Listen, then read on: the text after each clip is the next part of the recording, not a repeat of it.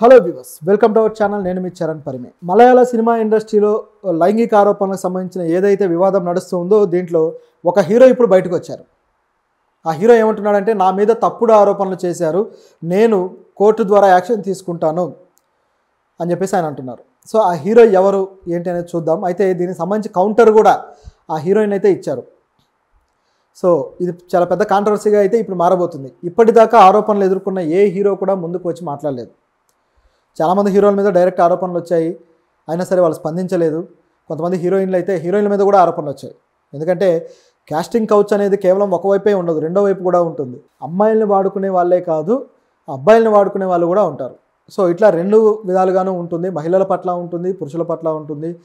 తప్పు చేసేవాళ్ళు కూడా రెండు వైపులా ఉంటారు. ఇది ఇందులోని పరిస్థితి. అయితే ఇక్కడ ఈ సంఘటనకు వచ్చి చూస్తే సిద్దిక్ అనే సీనియర్ నటుడి మీద వచ్చింది, ఆయన రియాక్ట్ అవ్వలేదు. ఇంకా నిన్న మోహన్ లాల్ గారు అయితే ఆయన రియాక్ట్ అయిన తీరుకి కొద్దిగా హీరోయిన్లు అయితే అసహనంగా ఫీల్ అయ్యారు. మోహన్ లాల్ ఎందుకు ఈ విధంగా రియాక్ట్ అవుతున్నాడని. ఆయన ఏమన్నారంటే, మలయాళ ఇండస్ట్రీని నాశనం చేయొద్దు, ఇలాంటి ఆరోపణలతోటి మలయాళ ఇండస్ట్రీ పరువు పోగొట్టుకొని చివరికి నాశనం అవుతుంది అని చెప్పేసి ఆయన వ్యాఖ్యానించాడు. నిజానికి ఆయన చేయాల్సింది అది కాదు కదా. ఇటువంటివి మీ దృష్టికి వచ్చినవి నాకు చెప్తే నేను ఖచ్చితంగా యాక్షన్ తీసుకుంటా అని చెప్పాలి. ఆ నటులకి సంబంధించి కనీసం కొంతకాలమైనా సరే వాళ్ళని బ్యాన్ చేయాలి. ఎంత పెద్ద నటులైనా సరే బ్యాన్ చేస్తే తిరిగి వాళ్ళని కొంతకాలం ఆపితే కనీసం అప్పుడైనా వాళ్ళకి అదో శిక్షలా పనిచేస్తుంది.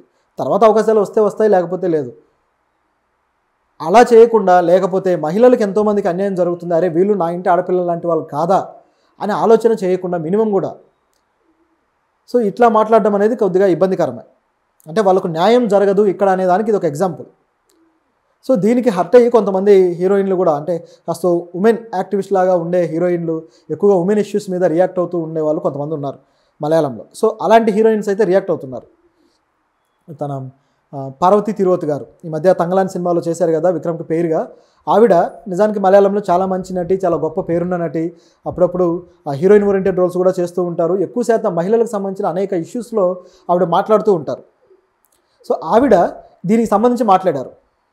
పిరికి వాళ్ళు, సమస్య మీద సొల్యూషన్ ఇవ్వలేని వాళ్ళు, లేకపోతే సమస్యల గురించి మాట్లాడే ధైర్యం లేని వాళ్ళు, మీరు ఇలాంటి పదవుల్లో ఉండటం ఎందుకు, మీరు రాజీనామా చేసి వెళ్ళిపోవచ్చు కదా అని చెప్పేసి ఆవిడ గట్టిగా మాట్లాడారు.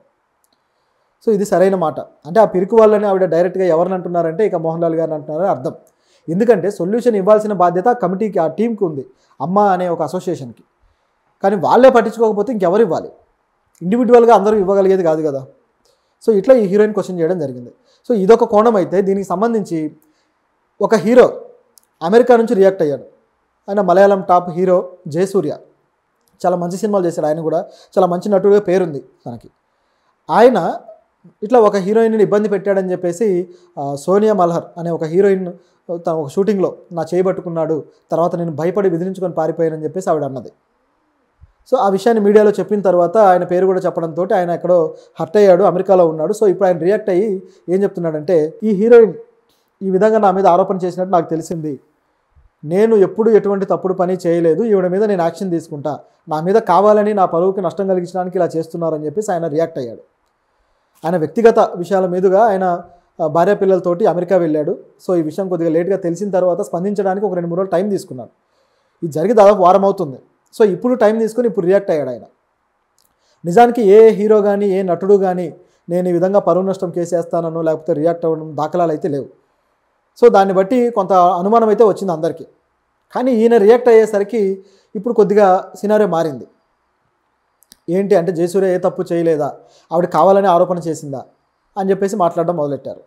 అయితే ఇది ఒకవైపు సాగుతూ ఉండగానే ఈ హీరోయిన్ కూడా రియాక్ట్ అయింది. ఎప్పుడైతే జయసూర్య గారి వ్యాఖ్యలు ఆవిడకి తెలిసాయో, మీడియాలోకి వచ్చాయో, ఇక ఆవిడ కూడా రియాక్ట్ అయ్యారు. సో ఆవిడేం రియాక్ట్ అయ్యారంటే, నేను ఏమాత్రం వెనక్కి తగ్గను, నాకు జరిగిన సంఘటన నేనేమి కల్పించి చెప్పట్లేదు, ఇది నిజంగానే నాకు జరిగింది అని చెప్పేసి ఆవిడ అన్నారు. సో ఆవిడ అన్నదాన్ని బట్టి చూస్తే, అంటే ఆవిడ ఏమాత్రం, అంటే ఆయన పెద్ద హీరో, జయసూర్య చాలా పెద్ద హీరో, సీనియర్ నటుడు, ఆయన అన్నదానికి ఏమాత్రం వెరవకుండా, భయపడకుండా ఈవిడ రియాక్ట్ అయ్యారు.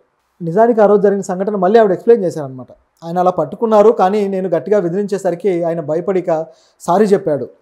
ఆవిడ భయపడింది, అలాగే ఆయన కూడా సరే ఈసారి ఈ విధంగా ప్రవర్తించను అని చెప్పి సారీ చెప్పి వెళ్ళిపోయాడట. ఈ సంఘటన ఆవిడ చెప్పారు. బహుశా ఆవిడ బయటికి తీసుకొస్తుందని చెప్పి ఆయన సారీ చెప్పుండొచ్చు, కానీ ఆవిడ మాత్రం ఆలోచించకుండా బయట పెట్టారు. అలాంటి పెట్టడం అవసరం, ఎందుకంటే తప్పు అవకాశం ఉన్నప్పుడు చేసేసి ఒకవేళ అవకాశం లేకపోతే సారీ చెప్పి తప్పించుకుంటే అయిపోదు కదా. ఆయనకు లొంగిపోయి అన్యాయంగా ఒక విధమైన ఎక్స్‌ప్లాయిటేషన్ గురైన మహిళలు ఎంతమంది ఉండరు? అంటే వాళ్ళందరి పట్ల మరి ఎవరు న్యాయం చేయాలి?